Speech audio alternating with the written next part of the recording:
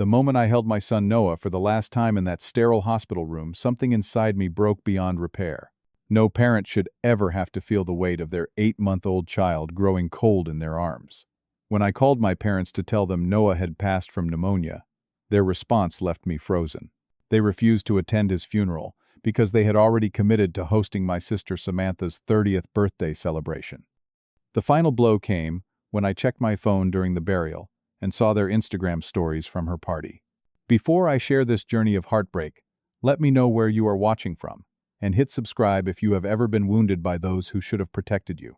I was 32 years old and working as an architect at a mid-sized firm in Seattle when my life changed forever. My days were filled with blueprints and client meetings, my evenings with takeout and drafting side projects in my downtown apartment. I met Amanda, a landscape designer, while collaborating on an office complex project. Our relationship moved quickly, passionate and intense, but when she was 7 months pregnant, she decided she was not ready for motherhood and left. No warning, no discussion. Just a note saying she needed to find herself and would sign away her parental rights. My parents, Thomas and Eleanor, were furious when I told them I planned to raise the baby alone. "You are throwing your career away, Gary," my father said during a tense dinner at their Bellevue home. "Being a single father is not something a man with your potential should consider."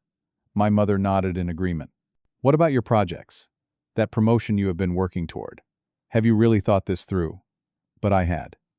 From the moment I felt my son kick against Amanda's belly, I knew I would do anything for him. Their disapproval was nothing new.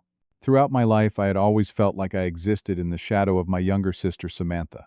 She was the golden child, a marketing executive whose achievements were celebrated with expensive dinners and social media announcements, while my architectural awards collected dust in a box my mother kept in the guest room closet. "We love you both the same," they would say whenever I brought up the disparity in their attention. "You are just imagining things." But I was not imagining how they missed my college graduation because Samantha had a volleyball tournament, or how they forgot to call when I landed my first major project.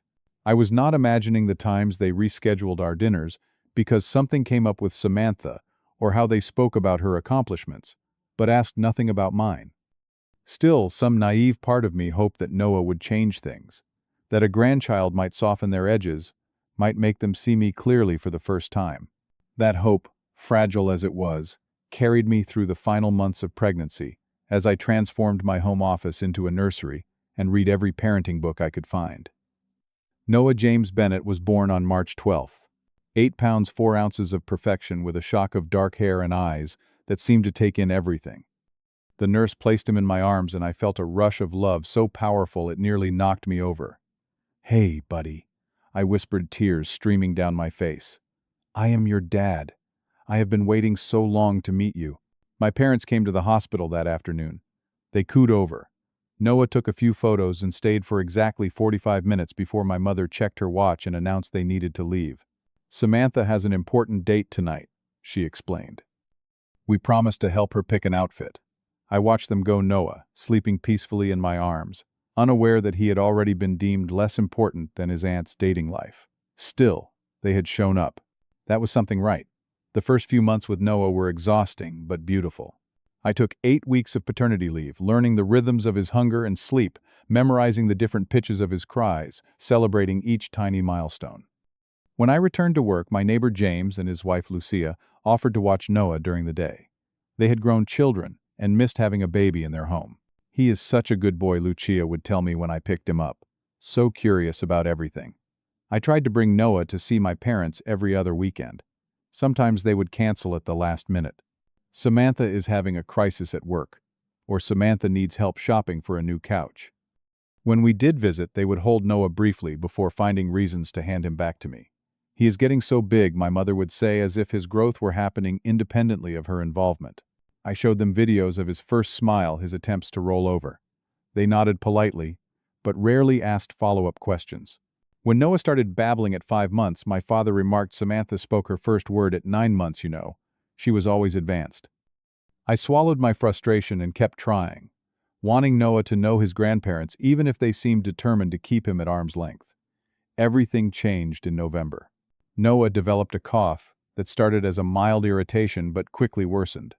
A low-grade fever accompanied it, and he became fussy, refusing his bottles. The pediatrician diagnosed an upper respiratory infection, prescribed infant acetaminophen, and told me to monitor his symptoms. I took a week off work to care for him, calling my parents to see if they could help for even a day so I could catch up on sleep. "This week is impossible," my mother said. "We are taking Samantha to a spa day. She has been so stressed with this new campaign she is working on." Noah seemed to improve by the end of the week. His fever broke, and his appetite returned. I thought we were in the clear, and returned to work on Monday, leaving him with Lucia, who promised to call if anything changed. The call came just after lunch. Noah's fever had spiked again, and he was struggling to breathe. I rushed home to find my baby boy with blue-tinged lips, each breath a visible labor. I did not even pack a bag, just grabbed him and drove straight to the emergency room, one hand on his chest to feel the frantic rise and fall, praying to whoever might be listening to spare my son. The emergency room doctor took one look at Noah and called for a pediatric team. They whisked him away for tests, while I stood helpless trying to fill out paperwork with shaking hands. The diagnosis came back quickly: severe pneumonia. His little lungs were fighting a battle they were not equipped to win without immediate intervention. "We need to admit him right away," the doctor explained. "He needs oxygen for, antibiotics, and close monitoring." They took Noah to the pediatric intensive care unit. I followed in a daze, watching as they attached tubes and wires to his tiny body, transforming my vibrant baby into a fragile patient in a hospital gown that swallowed him whole. I tried calling my parents from the hospital waiting room while the nurses got Noah settled. No answer. I left voicemails, sent texts, explaining the severity of the situation. Nothing. At 2 a.m, exhausted and terrified, I finally received a text from my mother. "Sorry we missed your calls. We have been helping Samantha plan her birthday party. Is Noah feeling better?" I stared at the message in disbelief. My son was fighting for his life, and they were concerned with party planning. I sent a terse reply: "Noah in PICU with severe pneumonia. Might not make it. Need you here," and turned my attention back to my son. The next 3 days blurred together. I refused to leave Noah's side, sleeping in the uncomfortable recliner next to his crib, waking at every alarm and beep from the machines keeping him alive. The nurses brought me food I could not eat. Doctors came and went, adjusting medications, checking oxygen levels, their faces growing more concerned with each visit.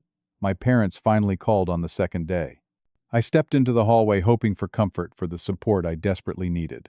"Do not worry so much, Gary," my mother said. "Children get sick all the time. I am sure the doctors are being overly cautious." "Mom, they are talking about the possibility of a ventilator," I said, my voice breaking. "This is not a cold." I could not bring myself to say the word. "You always were prone to catastrophizing," she replied. "Remember when you thought you broke your ankle in 7th grade and it was just a sprain? Try to stay positive." My father got on the phone next, but not to ask about Noah's condition. "Gary, I wanted to remind you that Samantha's birthday party is this Saturday, the 23rd. It is her 30th, you know, so it is a big one. We have rented out that new restaurant downtown and hired a band. You will try to make it right." I ended the call without answering rage and disbelief, making it impossible to form words. On the third night, Noah took a turn for the worse. His oxygen levels dropped dangerously low despite the supplemental oxygen. His little body was working too hard, each breath a battle. The attending physician prepared me for the possibility of intubation, but warned that Noah's condition was extremely precarious. Jane, a night shift nurse with kind eyes and a gentle touch, stayed past the end of her shift when she saw how Noah's condition was deteriorating. She brought me coffee and sat with me, her presence a comfort when it felt like the world was ending. "Talk to him," she encouraged. "Let him hear your voice." So I did. I told Noah about the home waiting for him, about the parks we would visit and the books we would read. I promised him adventures and bedtime stories and a lifetime of love. I sang the lullabies I had learned for him, my voice cracking on every other note. At 2:17 in the morning, on November 20th, Noah took his last breath in my arms. The medical team tried everything to revive him, but his little body had fought too hard for too long. When they called his time of death, something inside me died too. Jane held my shoulders as I sobbed, my entire body convulsing with the pain of loss so profound it felt physical. She helped me wash his body and dress him in the blue pajamas with rocket ships that he loved. She took photographs of his hands and feet of his peaceful face, knowing I would treasure these final images someday, even if I could not bear to look at them now. The next morning, moving like a ghost through my own life, I contacted a funeral home and began the unthinkable task of planning my infant son's funeral. My colleague Derek came to the hospital to drive me home, refusing to let me be alone. He helped me pick out a tiny casket, white with silver handles, and select a burial plot under a maple tree at Evergreen Cemetery. "When do you want to hold the service?" the funeral director asked gently. "As soon as possible," I replied, the words hollow in my throat. "Thursday or Friday?" "We have availability on Saturday, the 23rd, he suggested. I nodded numbly, unable to remember why that date should matter to me. It was only after finalizing the arrangements that I remembered Samantha's birthday. With a heavy heart, I called my parents, certain that now faced with the ultimate tragedy, they would finally put my needs first. My father answered on the fourth ring. I explained through tears that Noah had passed away, and that the funeral was scheduled for Saturday. There was a long pause before he responded, his voice unnaturally flat. "Saturday, the 23rd. "Yes," I confirmed. "At 11 in the morning. I need you both there. I cannot do this alone." Another pause, longer this time. "Then, Gary, son, that is Samantha's 30th birthday. The party has been planned for months. 50 people have RSVP'd. The deposit is non-refundable." The world seemed to tilt beneath me. "My son, your grandson is dead," I said, each word deliberate. "And you are worried about a party? Life has to go on," he replied. "People die every day. We cannot just cancel everything because of I hung up, unable to bear another word." Desperate, I called Samantha directly, something I rarely did. When she answered, I could hear music and laughter in the background. "Sammy," I said, using her childhood nickname. "Noah died last night. The funeral is Saturday. I need you to ask Mom and Dad to reschedule your party. Please." "Oh my God, Gary, that is awful," she said, her voice dropping to a whisper. "I am so sorry. But can you not have the funeral on Sunday instead? I have been planning this party for a year. Everyone has already booked flights. It is kind of a big deal." "My son's funeral is a big deal," I replied, anger finally breaking through the numbness. "He was 8 months old, Samantha. 8 months. And your birthday party is more important." "That is not what I meant," she backpedaled. "Just can you not work with me here? We can have a nice memorial for Noah next week." I discovered later that my parents had known about the funeral date before confirming the final details for the party. They had made their choice with full awareness of the conflict. In a last desperate attempt, I called my parents again that evening. My mother answered this time. "Gary, we have discussed this," she said before I could speak. "We are very sorry about Noah. Truly we are. But we have commitments we cannot break. Samantha would be devastated. And I am not," I asked, my voice rising. "My child is dead, Mom. Dead. And you are choosing a birthday party over his funeral. Life has to go on," she repeated my father's earlier words. "You can always have another child someday." The funeral was small, but beautiful, in its simplicity. My colleagues from the architecture firm came, as did James and Lucia. A few friends I had not seen in months showed up after hearing the news. 2 empty chairs in the front row stood as stark reminders of the grandparents who should have been there. I somehow made it through my eulogy, speaking of Noah's brief but bright life, of his curious eyes and contagious laugh, of the joy he brought to my world for 8 precious months. As we moved to the graveside for the burial, my phone buzzed in my pocket. Without thinking, I glanced at the notification, an Instagram alert from my mother's account. There they were, in full color, my parents raising champagne glasses with Samantha, their faces alight with celebration. The timestamp showed they had posted the story at the exact moment I was lowering my son's casket into the cold ground. The caption read, "Nothing more important than family. Number. Blessed. Number. Family first. Number. Birthday girl." I collapsed beside the grave, a primal sound escaping my throat. James caught me before I hit the ground, holding me up, when my legs would no longer support the weight of this betrayal. That night, lying in my empty house with Noah's untouched nursery just down the hall, rage replaced grief. I had spent my entire life accepting scraps of attention from my parents, making excuses for their behavior, hoping that someday I would be enough. But this choosing a birthday celebration over their grandson's funeral, this was unforgivable. I stayed up until dawn, going through photos of Noah and writing the most important email of my life. I attached pictures of the funeral, the tiny casket, the flowers, the empty chairs where they should have been, and sent it to every member of our extended family. Aunts, uncles, cousins, family, friends, everyone who had received an invitation to Samantha's party. Yesterday, while my parents and sister celebrated with cake and champagne, I buried my 8-month-old son, I wrote. This is what family truly means to Thomas and Eleanor Bennett. I also wrote a carefully worded LinkedIn post about grief and support systems, never naming names, but making it clear that some families fail when they are needed most. As an architect with a substantial professional network, the post reached thousands. The response was immediate. My Aunt Susan, my mother's older sister, called me sobbing. I had no idea, Gary, she said. They told everyone you had scheduled the funeral for Saturday knowing it would conflict with the party. They said you were being difficult.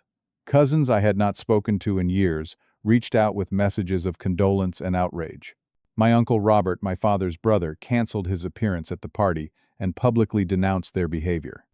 Samantha called me screaming, accusing me of ruining her perfect day with my dramatics.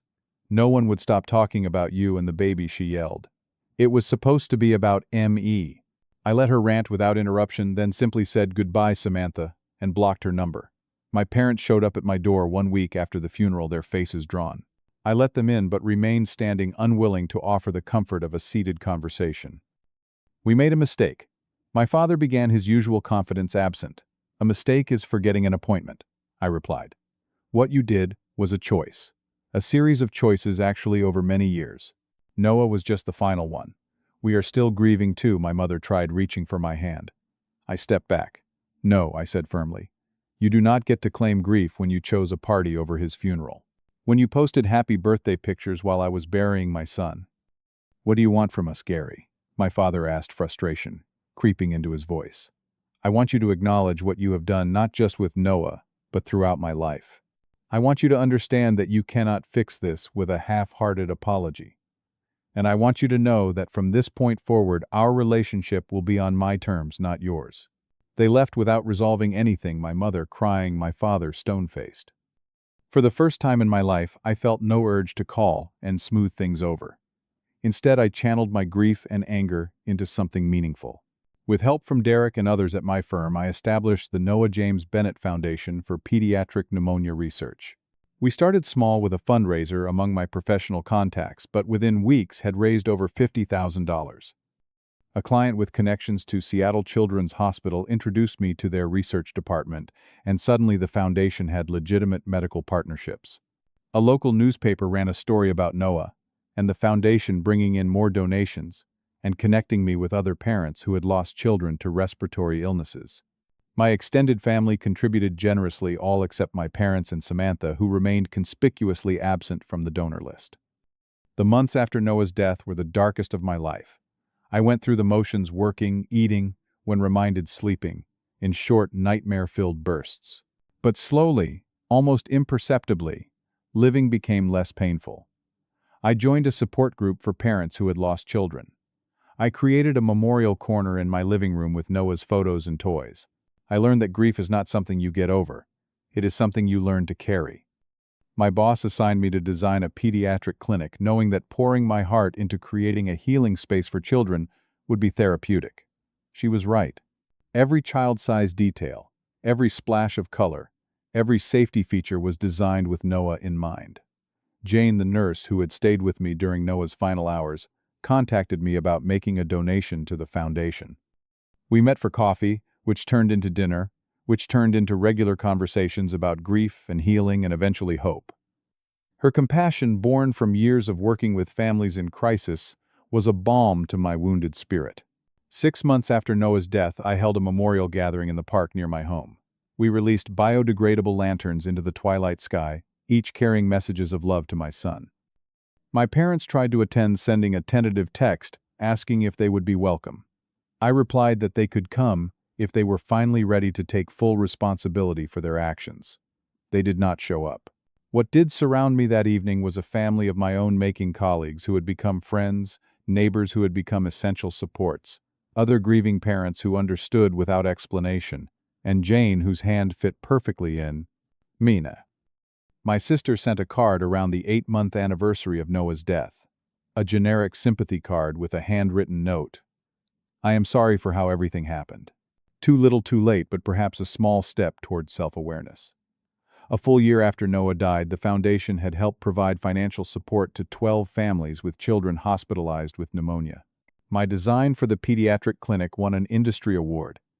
Jane and I moved in together, her steady presence, a reminder that love can exist even in the shadow of profound loss. I saw my parents once at my cousin's wedding. We exchanged civil greetings, but nothing more. The weight of their absence no longer crushed me.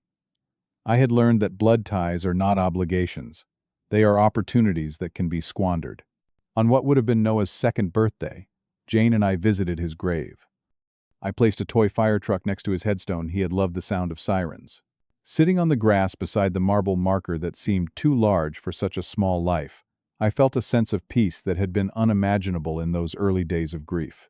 Noah lived for only 8 months, but he taught me more about love, courage, and resilience than I had learned in 32 years. He showed me what matters and what does not. He gave me the strength to establish boundaries I should have set long ago. He connected me to people who truly understand the meaning of family. I visit his grave every Sunday, now telling him about the foundation that bears his name, about the children who are being saved, because of research funded in his memory. I tell him about Jane, about our plans and hopes. I believe some part of him hears me, feels my enduring love. The pain of losing Noah will never completely disappear. There is a Noah-shaped hole in my heart that nothing can fill. But around that hole, I have built a life of purpose and authentic connections. I have learned that grief and joy can coexist, that healing does not mean forgetting. Each day I choose to live a life that would make my son proud if he were here to see it. That is the most precious gift Noah left me. If you have ever experienced family betrayal during your darkest moments, I hope my story helps you feel less alone. Has someone you trusted ever failed you when you needed them most? Share your experience in the comments below. And if this story touched you, please like, subscribe, and share it with someone who might need to hear that family is defined by love and presence, not by blood. Thank you for listening, and remember, the family we choose is often more precious than the family we are born into.